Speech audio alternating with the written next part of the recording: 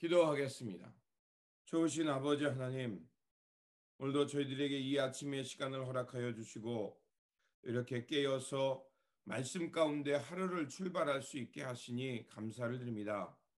항상 말씀이 우리의 등불이 되게 하여 주시고 그 말씀을 통해서 우리가 나아갈 바를 알고 한 걸음 한 걸음 주님 앞에서 조심스럽게 앞으로 나아가게 하여 주시옵소서. 그래서 아버지 하나님, 말씀이 우리 가운데 임함을 통해서 주님께서 원하시는 참 믿음을 갖게 하여 주시고 또 말씀을 통해서 이때를 잘 분별하게 하여 주시고 그래서 주님께서 원하시는 삶을 향해 앞으로 나아가는 저희들의 삶이 되게 하여 주시옵소서. 주님, 말씀이 우리 가운데 마음판에 떨어지기를 원합니다. 그래서 30배, 60배 열매가 있게 하여 주시고 그리고 또 이 말씀을 통해서 하나님의 사랑과 하나님의 인격과 하나님의 성품을 닮은 저희들이 되게 하여 주시옵소서. 우리 구주 예수 그리스도 이름으로 기도드립니다. 아멘. 오늘 우리에게 주신 말씀은 신명기 21장입니다. 본문 읽기는 21장 10절에서 23절입니다. 내가 나가서 적군과 싸울 때 내 하나님 여호와께서 그들을 내 손에 넘기심으로 내가 그를 사로잡은 후에 내가 만일 그 포로 중에 아리따운 여자를 보고 그에게 연연하여 아내를 삼고자 하거든 그를 내 집으로 데려갈 것이요 그는 그 머리를 밀고 손톱을 베고 또 포로의 의복을 벗고 내 집에 살며 그 부모를 위하여 한 달 동안 애곡한 후에 내가 그에게로 들어가서 그의 남편이 되고 그는 내 아내가 될 것이요 그 후에 내가 그를 기뻐하지 아니하거든 그의 마음대로 가게 하고 결코 돈을 받고 팔지 말지라 내가 그를 욕보였은즉 종으로 여기지 말지니라. 어떤 사람이 두 아내를 두었는데 하나는 사랑을 받고 하나는 미움을 받다가 그 사랑을 받는 자와 미움을 받는 자가 둘 다 아들을 낳았다 하자. 그 미움을 받는 자의 아들이 장자이면 자기의 소유를 그의 아들들에게 기업으로 나누는 날에 그 사랑을 받는 자의 아들을 장자로 삼아 참 장자 곧 미움을 받는 자의 아들보다 앞세우지 말고 반드시 그 미움을 받는 자의 아들을 장자로 인정하여 자기의 소유에서 그에게는 두 몫을 줄 것이니 그는 자기의 기력의 시작이라 장자의 권리가 그에게 있음이라. 사람에게 완악하고 패역한 아들이 있어 그의 아버지의 말이나 그 어머니의 말을 순종하지 아니하고 부모가 징계하여도 순종하지 아니하거든 그의 부모가 그를 끌고 성문에 이르러 그 성읍 장로들에게 나아가서 그 성읍 장로들에게 말하기를 우리의 이 자식은 완악하고 패역하여 우리 말을 듣지 아니하고 방탕하며 술에 잠긴 자라 하면 그 성읍의 모든 사람들이 그를 돌로 쳐 죽일지니 이같이 내가 너희 중에서 악을 제하라. 그리하면 온 이스라엘이 듣고 두려워하리라. 사람이 만일 죽을 죄를 범하였으므로 내가 그를 죽여 나무 위에 달거든 그 시체를 나무 위에 밤새도록 두지 말고 그날에 장사하여 내 하나님 여호와께서 내게 기업으로 주시는 땅을 더럽히지 말라. 나무에 달린 자는 하나님께 저주를 받았습니다. 아멘. 오늘 본문 말씀은 이제 살해된 시체를 발견했을 때 그 땅에 있는 사람들이 어떻게 하나님 앞에서 성결하게 할 것인가를 전해주는 말씀, 그리고 포로된 자를 아내로 삼았을 경우의 성결법, 그리고 또 장자의 권한, 그리고 이제 어떤 사람이 그 나무에 달려 이제 처형당했을 때 그것을 그날 장사를 지내라는 이런 규례의 말씀입니다. 먼저 의문의 살해를 당한 이를 발견했을 때의 성결법입니다. 범인을 알지 못하는 그 살인 사건이 일어났을 때 그 시체가 발견된 곳에서 가장 가까운 성읍에 가서 장로들과 제사장들을 불러다가 너희들이 이 죽음의 이 살인 사건에 책임이 없다는 것을 확인하고 그리고 이제 암송아지를 하나님 앞에 제사로 드리게 했습니다. 이런 일을 하게 하는 것은 그 암송아지를 죽여서 그 피를 흘려보내게 했거든요. 그것은 뭐냐? 이 피를 억울하게 죽은 자의 사람의 그 피가 바로 그 장로들과 그 성읍에 사는 사람들, 그 재판관들에게 이 책임이 그들에게 없다라는 그 성결하게 하는 것, 그것이 중요했던 것입니다. 이렇게 하나님께서는 억울한 죽음에까지도 하나님의 백성들이 일정 부분 책임을 지게 했고 그리고 그것을 통해서 그 생명 존중의 사건들을 가까운 성읍에 있는 사람들이 알게 했던 것입니다. 그리고 오늘 우리가 읽었던 말씀은 바로 포로된 이를 아내로 삼았을 때의 규례입니다. 포로 중에 하나를 아내로 삼았을 경우 그의 과거를 정산할 수 있는 시간을 그에게 주었습니다.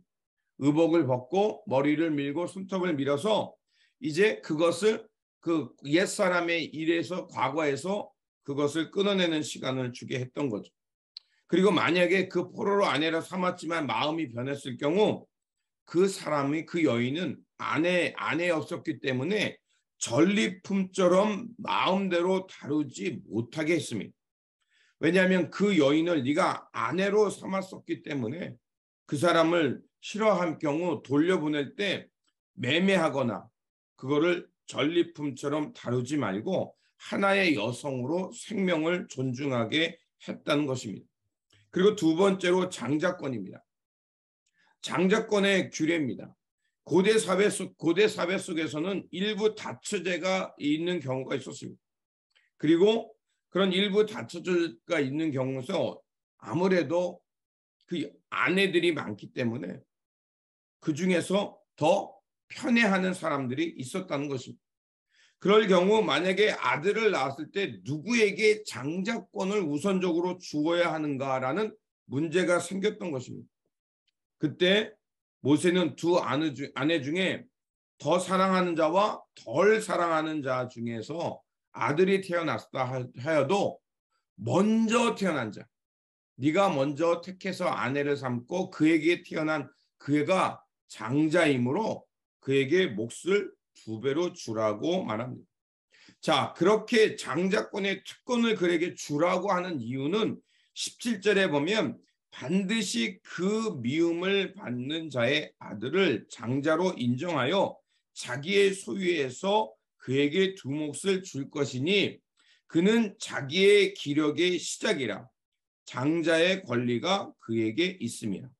이렇게 말하고 있죠. 기력의 시작이다라고 말한 것입니다. 자, 이렇게 장자의 권리를 그리고 두 몫을 주라고 하는 이유는 인간의 편견이나 편애로 인해서 가정의 질서가 파괴되는 것을 율법으로 막은 것입니다.